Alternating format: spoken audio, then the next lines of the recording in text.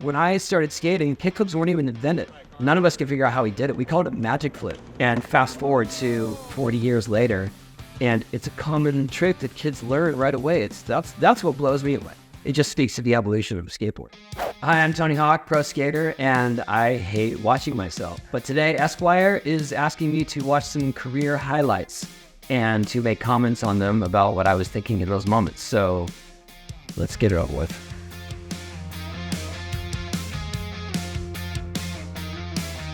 All I had to do to get Employee of the Month was ollie over someone. So easy. I was tasked with being an intern for a day at Esquire. I was trying to get them to pivot to video. You're welcome, Esquire.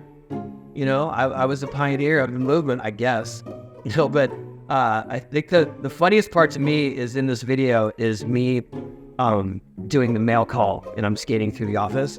That has been memed so many times.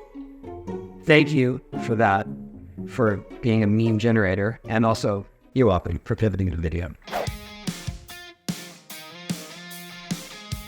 What I remember getting the request to be in one of the Sharknados. You know, clearly it was jokey, campy, ridiculous, and when they asked me, I was honored. I was blown away. And so the thing I remember most vividly about shooting that is that we had no permission.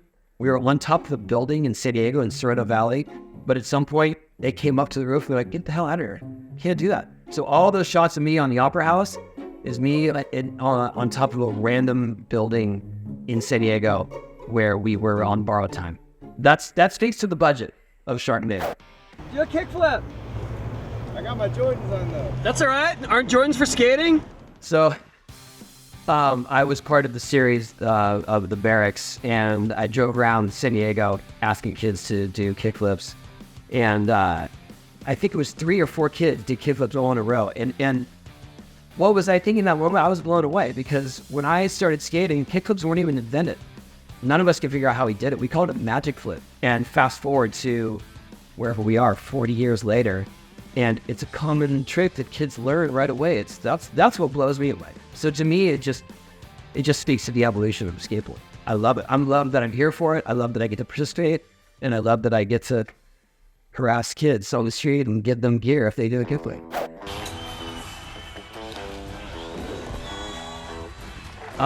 So that is my first 900 ever, something that I had been chasing for over 10 years of my life. So if you're asking me what was I thinking in that moment, and in that moment I was like, I just want to get this over with. It was just like, please just get this finished so I can get it off of my mind. And it worked. It was definitely a huge highlight for my career, and also kind of my best end to competing. So this jackass stunt was called the Gauntlet. It was basically we were skating in a park in LA, and then they were just swinging various dangerous, heavy obstacles at us.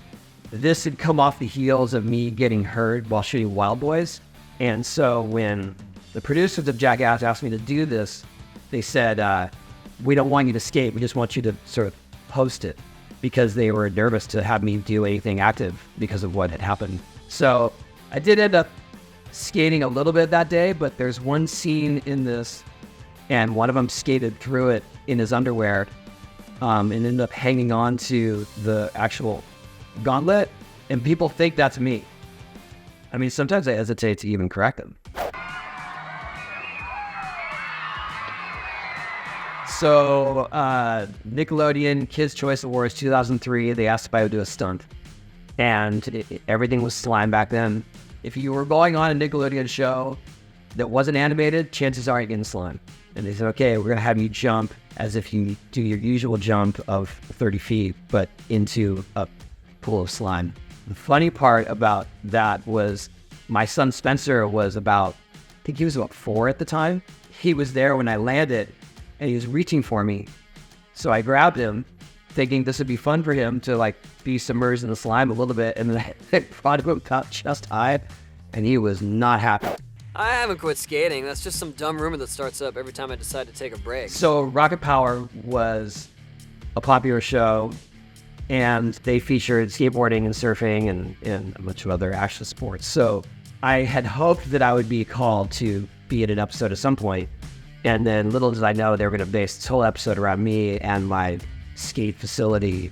I think the funny part about all of that is that kids were very impressionable back then. Well, they still are, obviously, but at that age that they were watching this, they were convinced that that was my house, that my house truly looked like this giant warehouse full of ramps and loops and rails and skateboards that pop out onto the ground. And it's not quite that technologically advanced. It's more like we have a concrete skate park, and yes, there are plenty of skateboards around.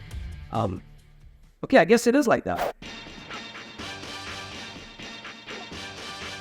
This was the second cribs I ever did, and it was it's the house I still live in. So going on 20 plus years of this house, and the big feature on it is a skate park, which we still have. In hindsight, it was weird flaunting your homestead and your belongings, and I mean, you say I hate watching myself on video. I hate watching myself show off my stuff on video. So it just feels too braggadocious and strange and disconnected. Well, firstly, being on The Simpsons was one of the coolest things that's ever happened to me. And I would say, so Bart is emancipating, he moves into a building, takes the elevator up, and it opens to my place with ramps and music and Blink-182 playing. And he thinks it's the coolest thing ever. And probably my favorite line of the whole thing is me recognizing him and just saying, hey, it's an emancipated lighter.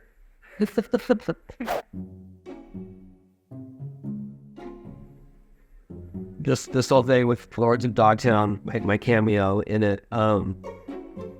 They were finished filming that movie, but then they said, "Hey, we have to do some pickup shots for the movie. Would you be willing to do a cameo for the movie?" And it was, "Yeah, absolutely." They go, "Yeah, we imagine you're some sort of celebrity other than a skateboarder, and you try to skateboard." And so they came up with astronaut. I think my proudest moment is the fall I took because I was trying to make it look genuine, and it was pretty legit.